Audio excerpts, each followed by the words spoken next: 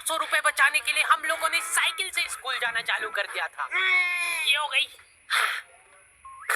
चार लौंडे थरथराती ठंड में साइकिल से स्कूल जाते हैं, ब्लेजर टोपा मफलर बांध बुंदा के। एक तो ये ब्लेजर बहुत अजीब था हमारे स्कूल का। 2 जेब थी हमारे ब्लेजर में और 2 ही अंदर की साइड थी। हमारे स्कूल वालों को लगा कि बाहर जेब का क्या ही यूज हो सकता है, इसलिए उन लोगों ने बाहर जेब ही नहीं दी। क्या करूं मैं इस जेब का? ठंडी लग रही है तो हाथ अंदर वाली जेब में ही डाल के चलना पड़ता था। कोनी से साइकिल चला के आते थे हम लोग स्कूल। सबको ऐसा लगता था कि हम लोग अपाहिज हैं। और फिर एकदम से हम लोग हाथ बाहर निकाल लेते थे।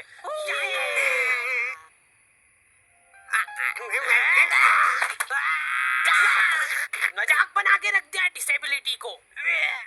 अपाहिज लोगों की रिस्पेक्ट कम हो गई थी हमारी वजह से, लेकिन लड़कियां खुश हो गई थी इस इनोवेशन से। उनको लगा था कि ब्रा का खर्चा नहीं करना पड़ेगा, अपना जो भी सामान है उसको एकदम जेंटली इन जेबों के अंदर प्लेस कर देंगे। लेकिन इसमें एक छोटी सी दिक्कत थी। स्कूल वालों ने लड़कियों के ब्लेजर में एक ही जेब रखी थी। तुम लोग नहीं समझोगे कितना मुश्किल होता है एक ही जेब में इतना सारा सामान घुसाना। रोज लेट होते थे हम लोग स्कूल, क्योंकि मेरी साइकिल की चेन ढीली थी। थोड़ी सी भी स्पीड बढ़ाते थे तो वो चेन उतर जाती थी।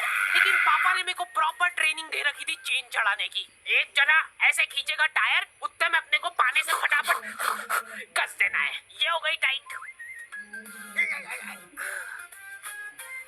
बैग में पाना पेचकस रख के लाना पड़ता था मेरे को स्कूल, कि कभी भी रास्ते में चेन उतर सकती है।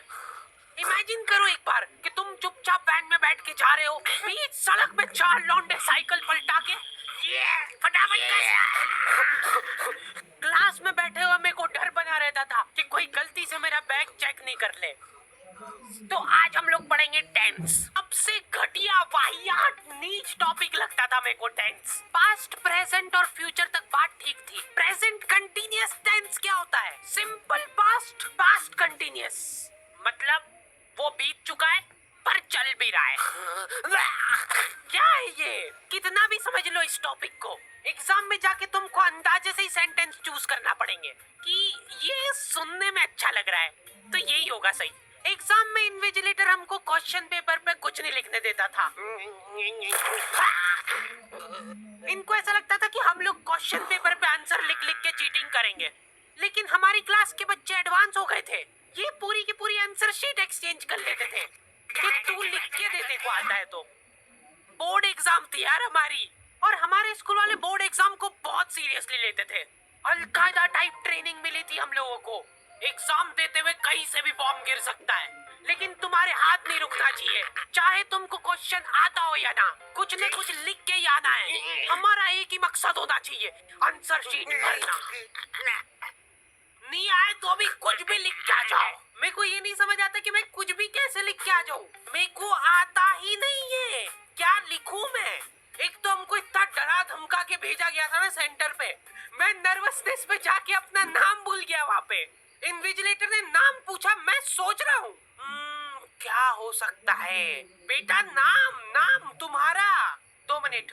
हाँ हेलो मम्मी, मेरा नाम क्या है? बोर्ड एग्जाम के नाम पे इतना डरा दिया था ना स्कूल वालों ने हमको। अच्छे अच्छों का भूत निकल जाता है टट्टी के साथ मिक्स होके। तुम लोगों का एक सेंटर आएगा जिसके चारों तरफ सैनिक तैनात रहेंगे। बिना एडमिट कार्ड के वहाँ पे आसपास भी भटकते हुए मत दिख जाना, जिंदा जला देंगे वो लोग। और अगर चीटिंग करते हुए पकड़ा गए तो ना तो तुम हमको जानते हो ना हम तुमको जानते हैं। हम लोग एग्जाम वाले दिन सेंटर पहुंचे तो बच्चों से ज्यादा सिक्योरिटी थी वहाँ पे। आज तक इतनी सिक्योरिटी मैंने एयरपोर्ट पे भी नहीं देखी थी। आर्मी वगैरह खड़ी थी वहाँ पे टैंक लेके। वो सिक्योरिटी वाले एक एक रबड़ का रैपर निकाल के देख रहे थे कि उसके पीछे तो नहीं लिख के लाया कुछ। क्या लिख लूंगा मैं इतनी सी जगह में? लिख भी लिया तो मेरे को ही समझ नहीं आएगा कि क्या लिखा है। कुछ चीजों का मेरे को लॉजिक ही समझ नहीं आया था कि तुम नंबर वाली घड़ी पहन के नहीं जा सकते हो, पहनना है तो कांटे वाली पहनो। उनको शायद शक हो गया था कि ये सारे लोग एक साथ कोऑर्डिनेशन करके बम बम नहीं फोड़ दे। उधर एक बच्चे की घड़ी का अलार्म बज गया और वो बजता भी बॉम्ब के टाइमर जैसा है। अलकायदा जिंदाबाद। जिस पाउच में तुम सामान ला रहे हो वो भी ट्रांसपेरेंट होना चाहिए। मेरे बैग में से इनको पाने पेचकस मिले थे।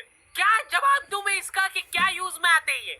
उनको वहाँ पे डेमो करके बताना हम करा कि हाँ देखा तो है हमने इनको रास्ते में ये हरकत करते हुए। ये सब देख के उन्होंने मेरे पाने पेचकस तो हाथों हाथ नाली में फेंक दिए थे। हमारे एक साथी की जेब में से ड्रग्स बरामद हो गए थे।